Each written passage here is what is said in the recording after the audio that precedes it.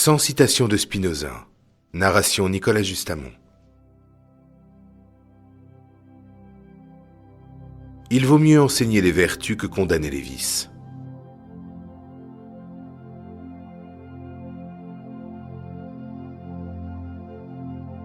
Les actions de l'esprit naissent des seules idées adéquates, et les passions dépendent des seules idées inadéquates.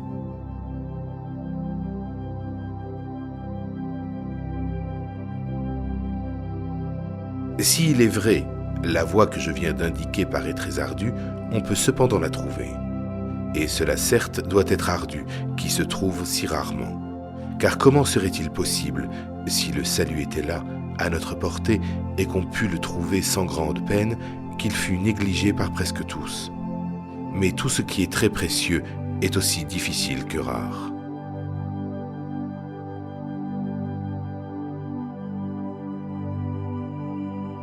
Par réalité et perfection, j'entends la même chose.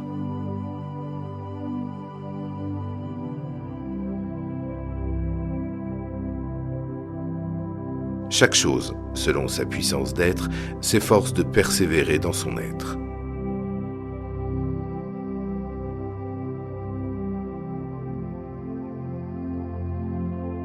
La tristesse est le passage de l'homme d'une plus grande à une moins grande perfection de soi.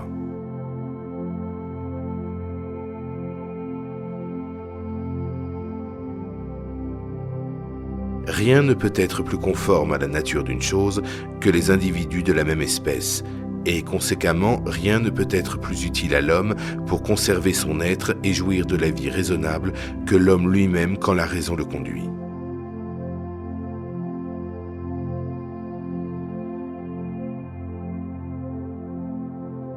La peur ne peut se passer de l'espoir, ni l'espoir de la peur.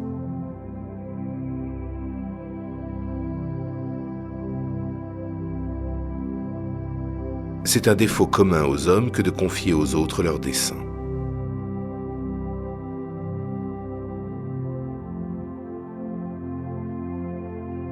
L'État est nécessaire car l'individu doit transférer à la société toute la puissance qui lui appartient de façon à ce qu'elle soit seule à avoir une souveraineté de commandement.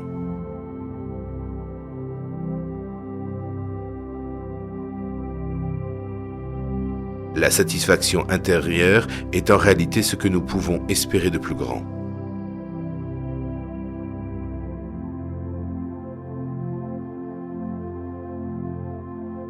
Les pires tyrans sont ceux qui savent se faire aimer.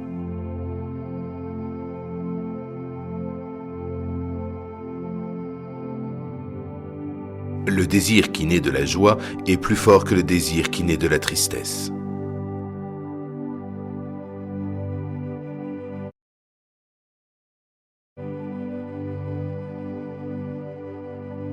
Dans la plupart des amours, il y en a un qui joue et l'autre qui est joué.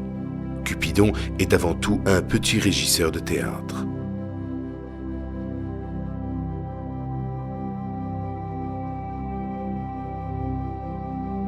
Ce n'est pas la folie qui est capable de bouleverser le monde, c'est la conscience.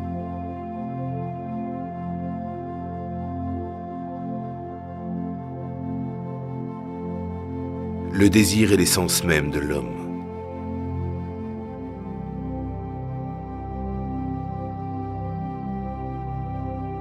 Dieu est l'être constitué par une infinité d'attributs infinis, c'est-à-dire parfaits chacun dans son genre.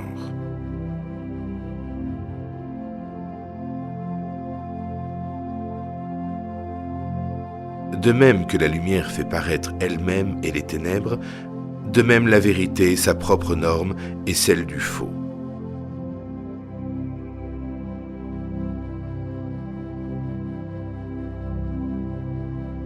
L'avarice est un désir, un amour immodéré des richesses.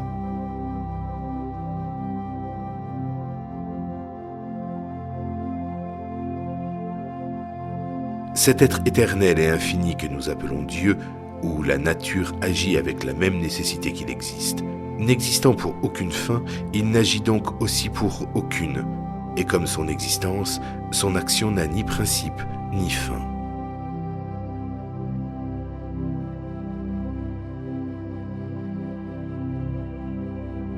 tout désir qui naît de la raison ne peut être sujet à l'excès.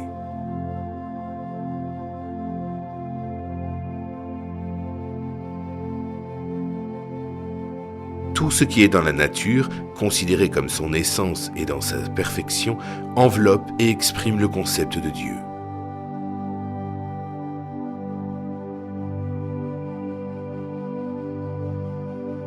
Aimer Dieu n'exige aucune réciprocité puisque la puissance de Dieu ne peut augmenter ou diminuer, et qu'il est donc impassible, au sens propre du terme.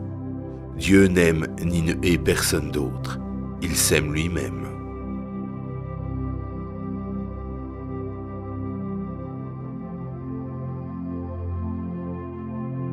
Il y a autant de force d'âme à fuir un danger qu'à l'affronter.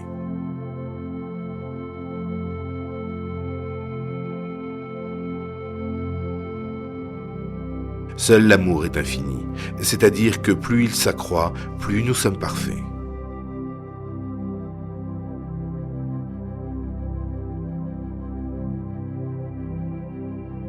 Il n'y a rien que l'homme gouverne moins que sa langue.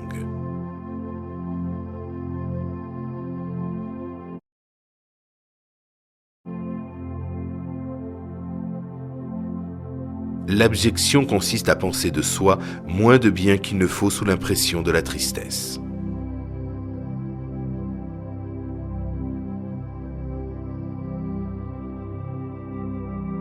L'amour intellectuel de l'âme envers Dieu est une partie de l'amour infini duquel Dieu s'aime lui-même.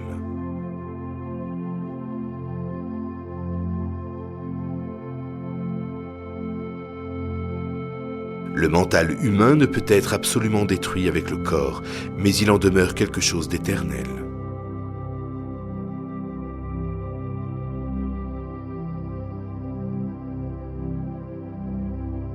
Dans la mesure où une chose convient à notre nature, elle est nécessairement bonne.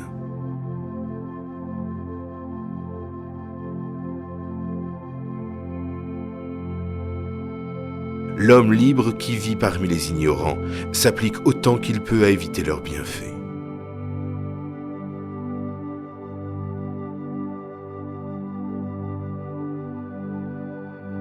La haine ne peut jamais être bonne.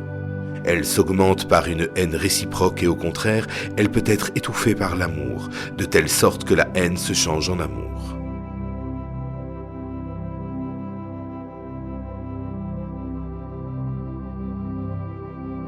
Tout ce qui est ou bien en soi, ou bien en autre chose.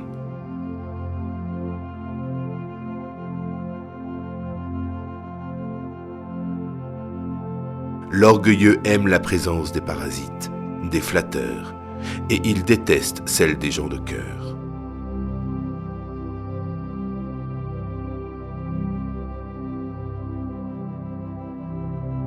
Les hommes jugent des choses selon la disposition de leur cerveau et les imaginent plutôt qu'ils ne les connaissent.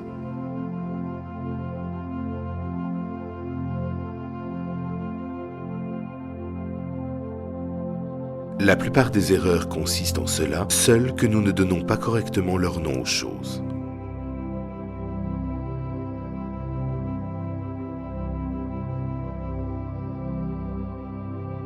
Une bonne conscience ne nous excite pas à notre perte, mais toujours à notre salut.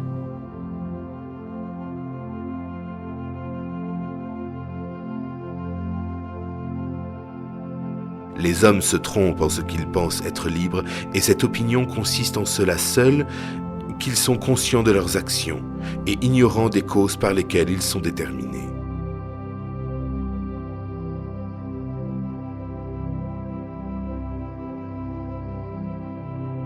Qui est conduit par la crainte et fait le bien pour éviter le mal, n'est pas conduit par la raison.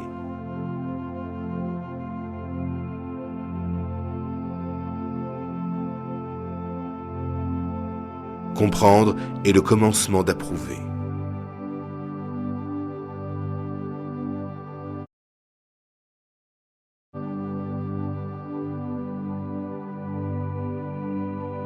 L'État n'a pas pour fin de transformer les hommes d'êtres raisonnables en animaux ou en automates, mais bien de faire en sorte que les citoyens développent en sécurité leur corps et leur esprit, fassent librement usage de leur raison, ne rivalisent point entre eux de haine. Nous espérons que vous avez apprécié cet aperçu. Pour continuer à écouter ce livre audio sur Google Play Livres, utilisez le lien dans la description de la vidéo.